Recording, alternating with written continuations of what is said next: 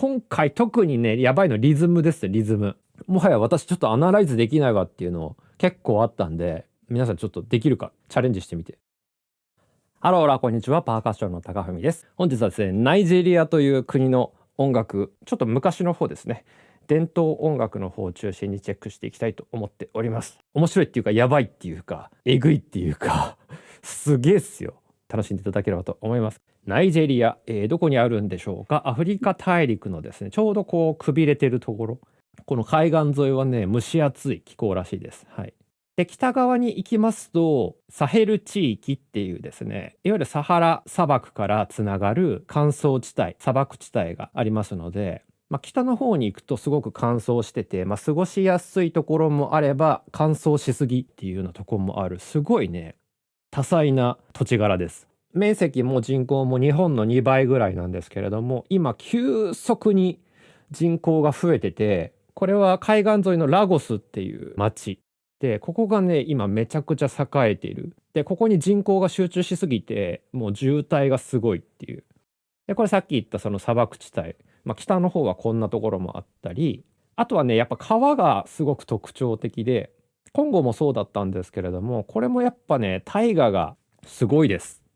なんとこのナイジェリアの中にね2個でっかい川があって、東から行こうか。東からベヌエ川っていう青色で書いた川がドーンとこう流れてきており、西側に向かうのはニジェール川。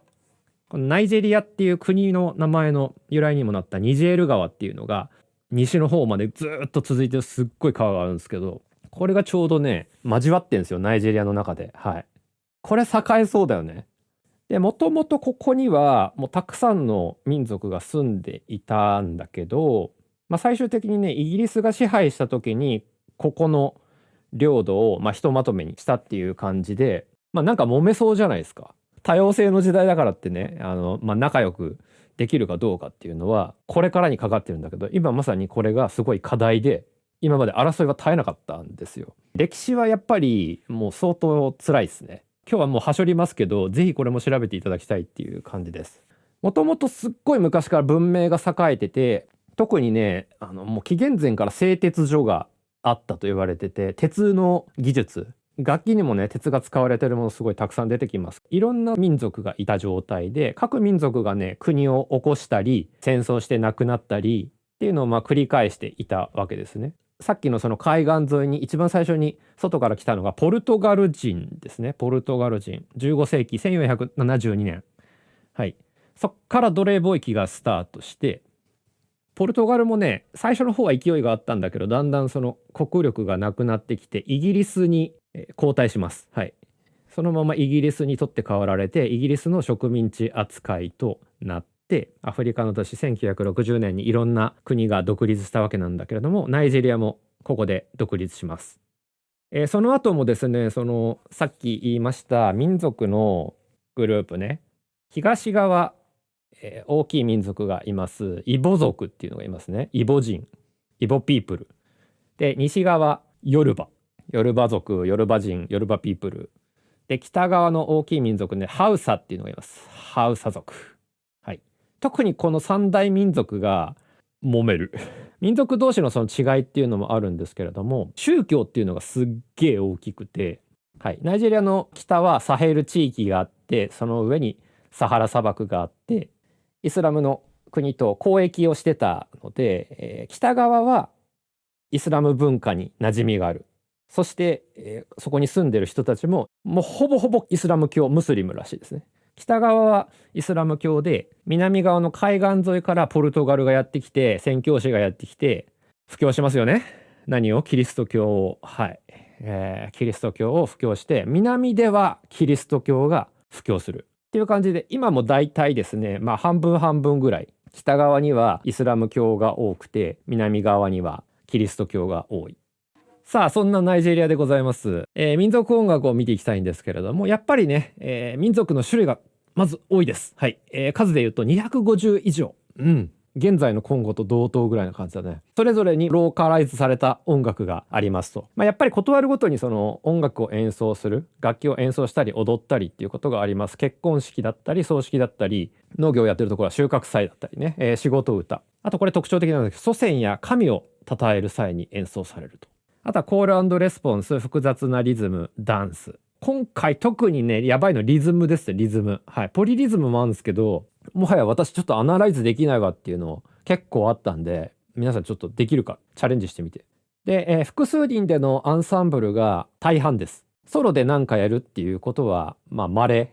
複数人アンサンブルがデフォルトです。で、やっぱり三大民族の伝統音楽が特徴的なので、今日の放送ではこのヨルバ族、イボ族、ハウサ族の3つの民族の音楽をチェケラしていきたいと思います。さあ、見てくれ。もうこの図だけで全てわかるようにしたこれよ。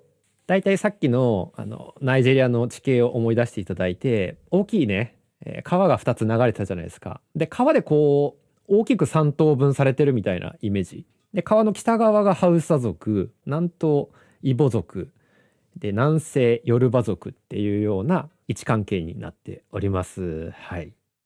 じゃあまずね、これは南東のイボ族っていうのを見ていきたいと思います。はい。楽器がやっぱね特徴的です。他の国でも使われている楽器っていうのはすごくたくさんあるんだけれども、呼び方が違ったり、あと使われ方ね、音楽の中でのポジションみたいなのがどんななってるかっていうのをチェックしてみてください。太鼓っていうのはね、一番左に書いてあるイバっていうようなね言い方をします。あと特徴的なのが2個のベル、オゲネっていうやつがあります。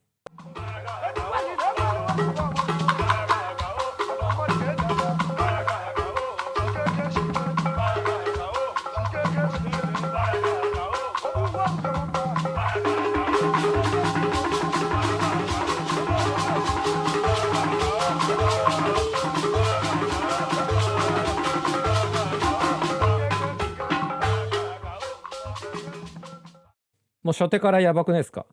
今コンコン叩いてたのがさっき言ったオゲネってやつで、イボ族でいわゆるシェケレはね、イチャカって言います。イチャカ、右側にある。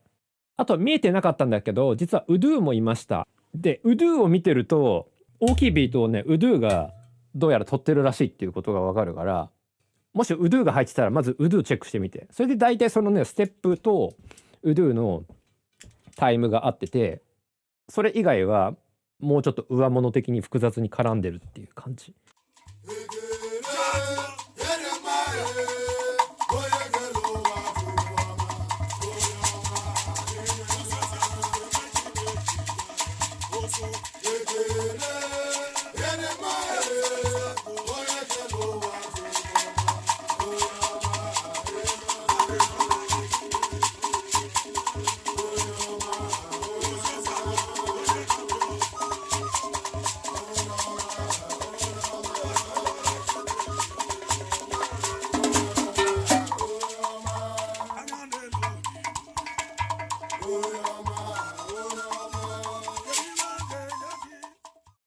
ピーピー鳴ってた人いたと思うんですけど、こういう笛がイボ族の中で特徴的でございます。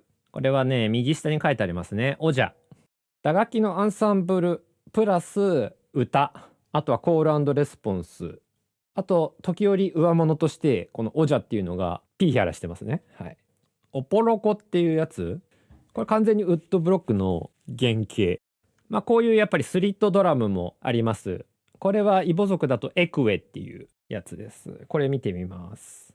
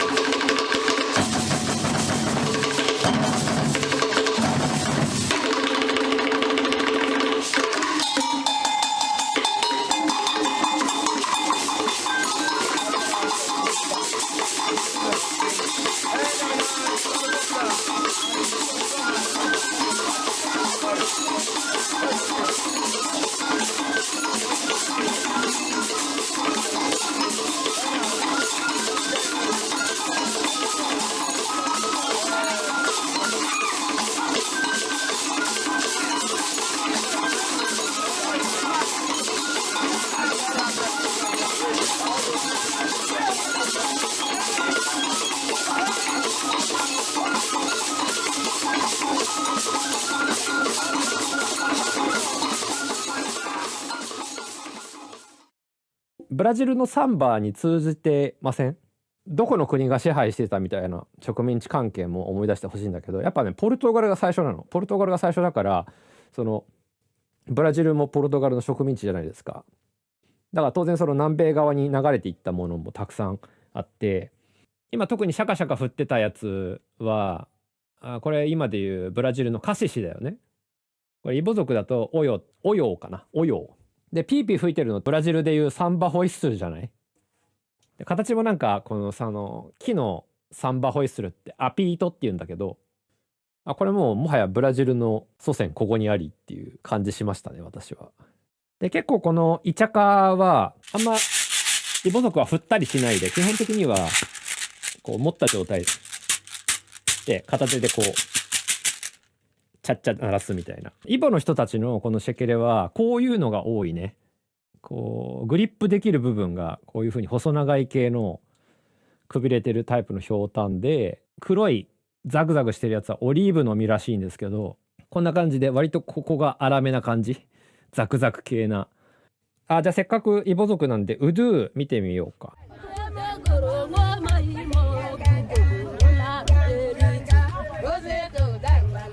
これリズム取れる、リズム。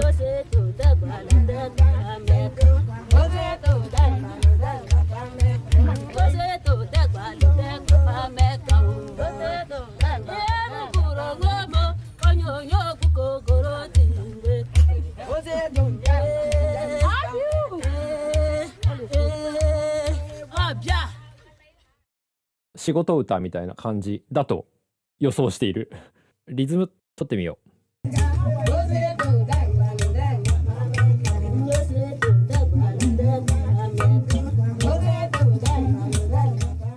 8のグループと11のグループがあるっていう感じで、リズムリズムポディリズムリズムリズムポディリズムリズムポディリズムリズムリズムポディっていう分かった？もう一回聞いてみて。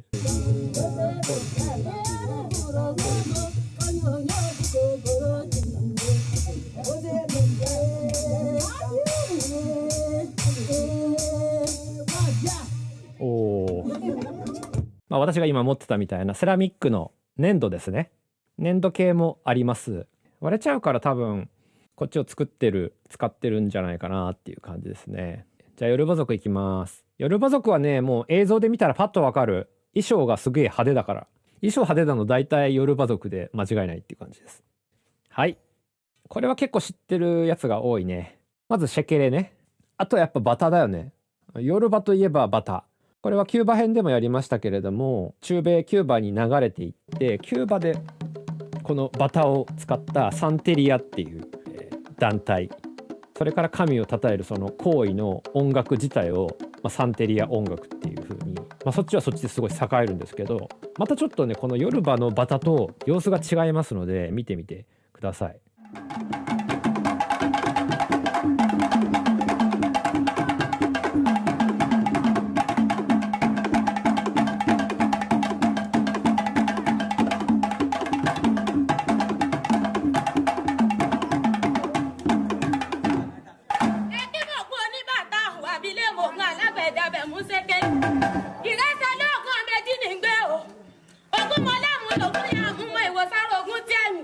ìmọ̀gún ojú mi lógún pẹ́ oyè o ayọ́rọ̀ fi ojú mi lógún pẹ́ ta ìmọ̀jú ogún mi lógún pẹ́ òkè àpẹ̀sán o àgbélẹ̀ òwúwo ọmọ ọlọ́ba ní alámìíràn ìrẹ́ o ẹ̀yin ni lè àmọ́ lọ́kọ́ tuntun yìí.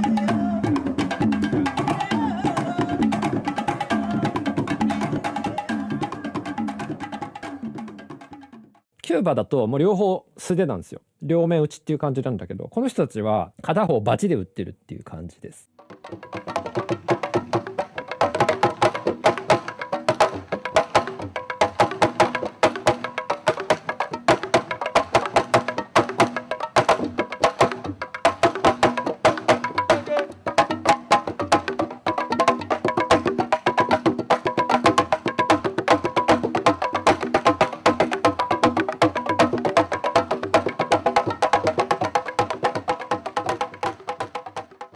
あとね特徴的なのがねオメレバタっていうのがあります。オメレバタ。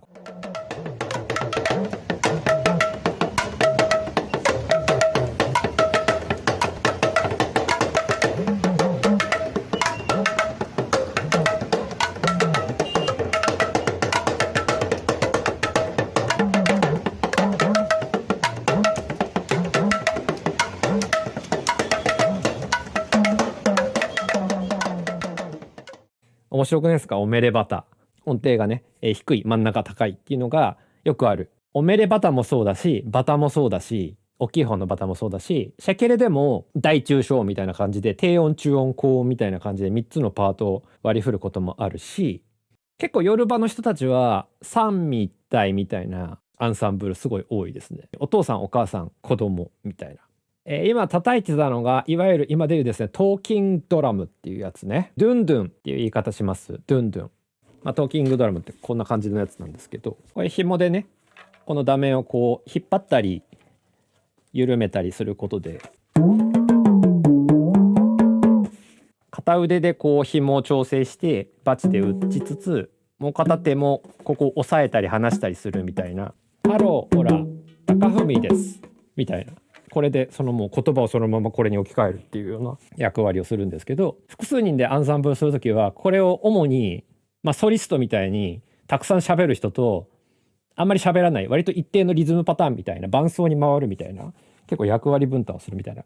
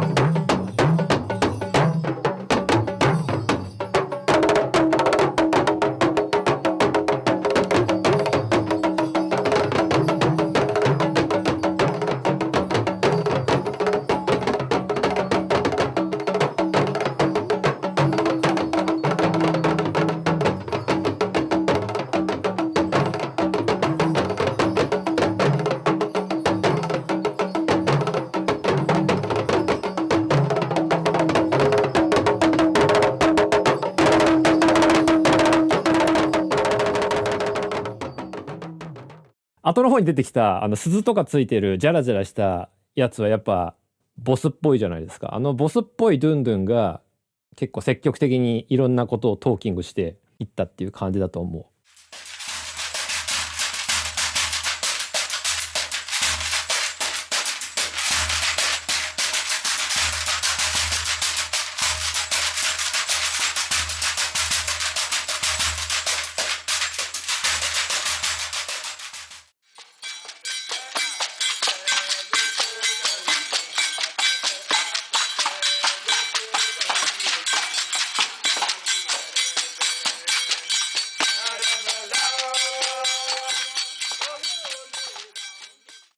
だから全然さっきのイボと使い方違いますよね。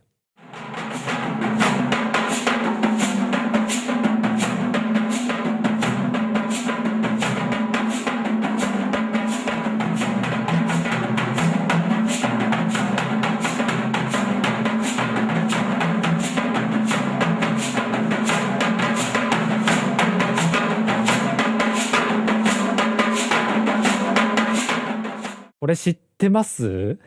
サカラっていうフレームドラム、片面太鼓。田島さんだったら絶対持ってるんですよね。乗ってた。すごい乗ってました。これ田島さんのタンバリン集めたタンバリン100っていう本なんですけど、フレームが陶器でできてるらしいですね。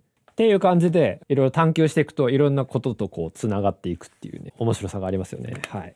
三大民族今ずっと南をたどってまして、イボヨルバはやっぱりアフリカらしさがそのまま今も残っているっていう感じなんですけど、最後ハウサ族はね、アフリカっぽさもありイスラムっぽさもあり、結構ねミクスチャーです。混ざった要素があります。ドドン。太鼓はね、この左のドゥマーっていうベースドラム、ここでもトーキングドラムが出てきまして、ハウサ族だとカラングーっていうらしいですね。ハウサ族のこのカラングーは中に何か種が入っていてジャラジャラさせることができるらしい。お隣のシャントゥーっていうのもね、これ笛かなと思いきや実は打楽器で、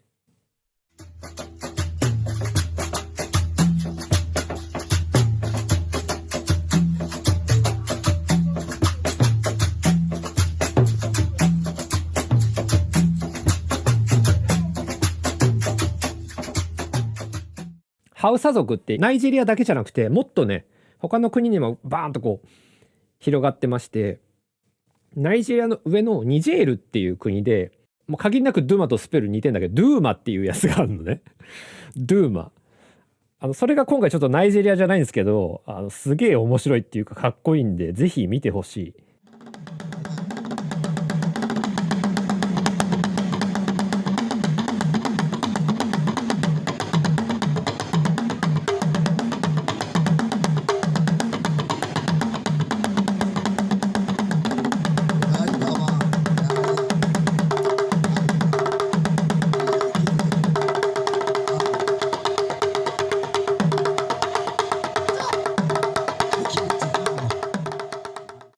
やばないですかこれ。てかドゥーマ欲しいわってなっちゃった。ya watse baka gane gida ba wani zance da manyan sun kafaɗinsa ko can lallai gaskiya ne gama min yarda ko can ai kayan aro bai rufe katararsa to can lallai naka dai naka ne ka rike shi ko can。でこれは女性が演奏する楽器らしいです。男性は演奏しないで。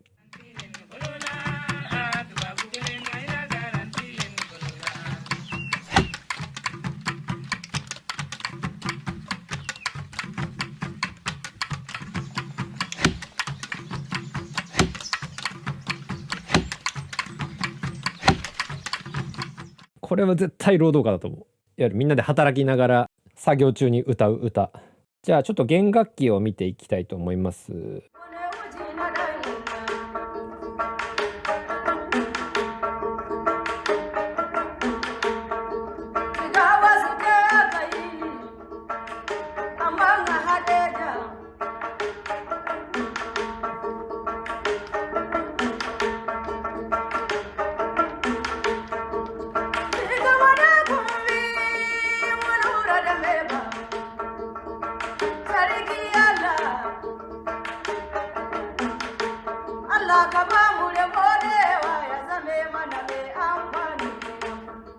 これ言われないとナイジェリアだと思わないでしょ。なんかそれぐらいイスラムっすよね。グルミ、真ん中に書いてあるグルミっていう三味線みたいな感じです。っていう感じで、さっきのそのイボヨルバとは全然キャラ違えわっていうのはやっぱり北のイスラムの文化が入ってきてるからで、このゴジェってやつすげえっすよ。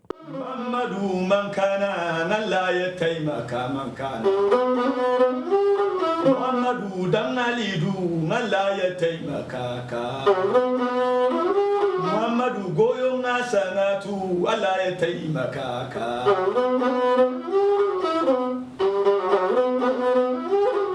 Kutuma biya man kana zinyaru Min panabiyo man kana zinyaru Salaman mun do'i man kana zinyaru。うわ超イスラムじゃんっつうかね。てかバイオリンじゃんっていうね。ゴジェってこのこするっていう単語がワードがゴジェっていうことらしいんだけども、吹奏楽器見ましょうか。吹奏楽器アルジェイタ。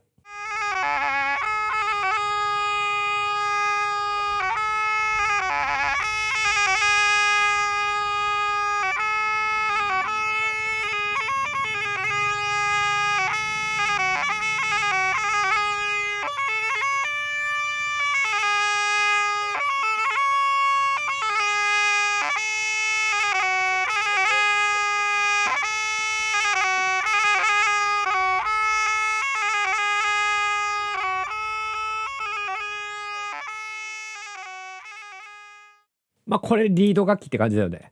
まあチャルメラ。これもやっぱあったよね。エジプトとかメソポタミアに。カカキっていうやつが、まあご覧の通り多分エジプトから流れてきてるやつなんだけど、これはねなんか宮殿で宮使いして演奏するっていう文化がイスラムの時代にあったんですよね。イスラム文化がこうバーッと広がって、果てはもうスペインの方まで行って北アフリカ全部このイスラム圏みたいな時に各地にその代表取締役みたいな人たちを立てたんですよ。でその人のその住んでるところが、宮殿だったり、豪華な装いをするところがあるんだけど、そこにね音楽家を雇ったのね。扱いとしては奴隷的な扱いなんだけど、音楽ができると奴隷の中でもちょっと優遇されるっていうか、いい暮らしができるみたいな感じで、音楽できる人は音楽を演奏して、でそういうね宮使いの音楽家っていうのがいて、でそこでよく演奏されてるのがこういう弦楽器とかなんですよね。はい。今の見せた映像は一般の市民の人がやってるっていう感じなんだけど、割とシチュエーションとしてはもう室内でイベントやるぞみたいな盛り立て役やったり、もしかしたら戦の時ブーって鳴らすみたいな感じだったんだと思いますと。さっきのチャルメラみたいなアルジェータっていうやつが音程が高くて、カカキってやつは音程がすごい低いの。ブーみたいな。ちょっと聞いてみて。はい。